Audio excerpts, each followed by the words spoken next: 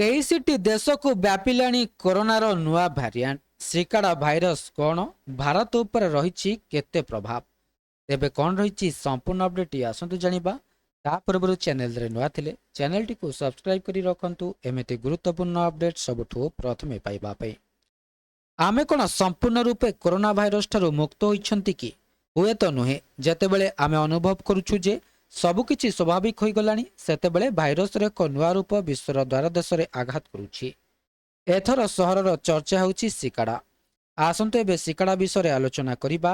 ଆପଣ ଭାବୁଥିବେ ଯେ ସିକାଡ଼ା ହେଉଛି ଏକ କୀଟର ନାମ।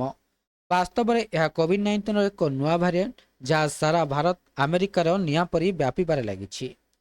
ବୈଷୟିକ ଭାଷାରେ ବୈଜ୍ଞାନିକମାନେ ଏହାକୁ BA.3.2 ବୋଲି କହୁଛନ୍ତି, କିନ୍ତୁ ଏହା କ'ଣ କେବଳ ଆମେରିକୀୟ ସମସ୍ୟା? ସମ୍ପୂର୍ଣ୍ଣ ନୁହେଁ। ରିପୋର୍ଟଗୁଡ଼ିକ ସୂଚାଇଛି ଯେ ଭାରତରେ ମଧ୍ୟ ଇନସାକୋକ୍ XFG ନାମରେ ପରିଚିତ ଏକ ନୂତନ ଭ୍ୟାରିଏଣ୍ଟର 163ଟି ମାମଲା ରେକର୍ଡ ହୋଇଛି। ତେବେ ଏହି ସିକାଡ଼ା ପ୍ରକାର କ'ଣ ଏବଂ ଆପଣଙ୍କୁ ଏହା ବିରୋଧରେ କେତେ ପରିମାଣରେ ଚିନ୍ତିତ ହେବା କିମ୍ବା ସତର୍କତା ଅବଲମ୍ବନ କରିବା ଆବଶ୍ୟକ? ତେବେ ପ୍ରଥମେ ଆସନ୍ତୁ ଜାଣିବା ଯେ ଏହି ପ୍ରକାର କେଉଁଠାରୁ ଆରମ୍ଭ ହୋଇଥିଲା। BA.3.2 ପ୍ରକୃତରେ ଓମିକ୍ରନ୍ର ଏକ ବଂଶଧର। ଓମିକ୍ରନ୍ ହେଉଛି ସେହି ପ୍ରକାର ଯାହା 2021 ଶେଷ ଭାଗରେ ସମଗ୍ର ବିଶ୍ୱକୁ ହଲାଇ ଦେଇଥିଲା। ତଥାପି BA.3.2 ଏହାର ପୂର୍ବବର୍ତ୍ତୀମାନଙ୍କ ଠାରୁ ଯଥେଷ୍ଟ ଭିନ୍ନ। 2024ରେ ଆଫ୍ରିକାରୁ ବ୍ୟାପିବା ଆରମ୍ଭ ହୋଇଥିଲା। ବିଶେଷଜ୍ଞଙ୍କ ମତରେ ଏହାର ସ୍ପାଇକ୍ ପ୍ରୋଟିନ୍ର 70ରୁ 75 ଜେନେଟିକ୍ ପରିବର୍ତ୍ତନ ପରିଲକ୍ଷିତ ହୋଇଛି।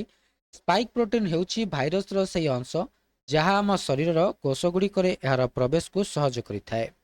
ବର୍ତ୍ତମାନ ଚ୍ୟାଲେଞ୍ଜ ହେଉଛି ଯେ ଆମର ଟୀକାଗୁଡ଼ିକ ଏହି ସ୍ପାଇକ୍ ପ୍ରୋଟିନ୍କୁ ଚିହ୍ନଟ କରିବା ଏବଂ ଟାର୍ଗେଟ୍ କରିବା ପାଇଁ ଡିଜାଇନ୍ କରାଯାଇଛି।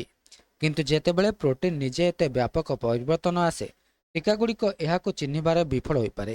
ଏହି ପ୍ରକାରର ଯାତ୍ରା କେଉଁଠାରୁ ଆରମ୍ଭ ହୋଇଥିଲା?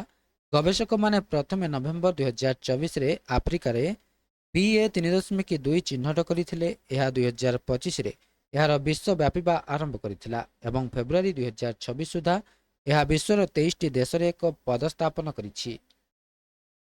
ଆମେରିକାର 29ଟି ରାଜ୍ୟରେ ପ୍ରଭାବ ରହିଛି। ଯୁକ୍ତରାଷ୍ଟ୍ରରେ ଏହି ପ୍ରକାରର ପ୍ରଥମ ମାମଲା ଜୁନ୍ 2025ରେ ଜଣେ ଯାତ୍ରୀଙ୍କଠାରେ ଚିହ୍ନଟ ହୋଇଥିଲା। ଆଜି ପରିସ୍ଥିତି ଏପରି ହୋଇଛି ଯେ 29ଟି ଆମେରିକାର ରାଜ୍ୟ ମଧ୍ୟରେ ବର୍ଜ୍ୟ ଜଳ ଅର୍ଥାତ୍ ସ୍ୱେରେଜ୍ର ତଦାରଖ ସମୟରେ ଏହି ପ୍ରକାର ଚିହ୍ନଟ ମିଳିଛି। ଏକ ପ୍ରକାରର ପ୍ରସାରକୁ ବୁଝିବା ପାଇଁ ସ୍ୱେରେଜ୍ ମନିଟରିଂକୁ ସବୁଠାରୁ ସଠିକ୍ ପଦ୍ଧତି ଭାବରେ ବିବେଚନା କରାଯାଏ ଏବଂ ତଥ୍ୟ ସୂଚିତ କରେ ଯେ ଏହି ପ୍ରକାରଟି ରାଡାର ତଳେ ବହୁତ ଗୁପ୍ତ ଭାବରେ ବ୍ୟାପି ଚାଲିଛି। ତେବେ ବର୍ତ୍ତମାନର ପ୍ରଶ୍ନ ଉଠୁଛି ଯେ ଏହି ପ୍ରକାରଟି କାହିଁକି ଭିନ୍ନ? ଆସନ୍ତୁ ଏହାକୁ ଏକ ଉଦାହରଣ ମାଧ୍ୟମରେ ବୁଝିବା।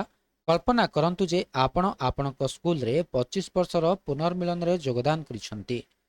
ସେଠାରେ ଆପଣ ପୁରୁଣା ବନ୍ଧୁମାନଙ୍କୁ ଭେଟିବେ, କିନ୍ତୁ କେତେକ ଓଜନ ବୃଦ୍ଧି କରିଛନ୍ତି, ଅନ୍ୟମାନେ ସେମାନଙ୍କ କେଶ ରଙ୍ଗ କରିଛନ୍ତି ଏବଂ କେତେକ କଣ୍ଟାକ୍ଟ ଲେନ୍ସ ପିନ୍ଧିଛନ୍ତି। ଆପଣ ତଥାପି ସେମାନଙ୍କୁ ଚିହ୍ନି ପାରିବେ, କିନ୍ତୁ ଏହା କରିବାକୁ ଆପଣଙ୍କୁ ଏକ ମୁହୂର୍ତ୍ତ ଲାଗିବ। ତେବେ କିଏ ସବୁଠାରୁ ଅଧିକ ବିପଦରେ ଅଛନ୍ତି?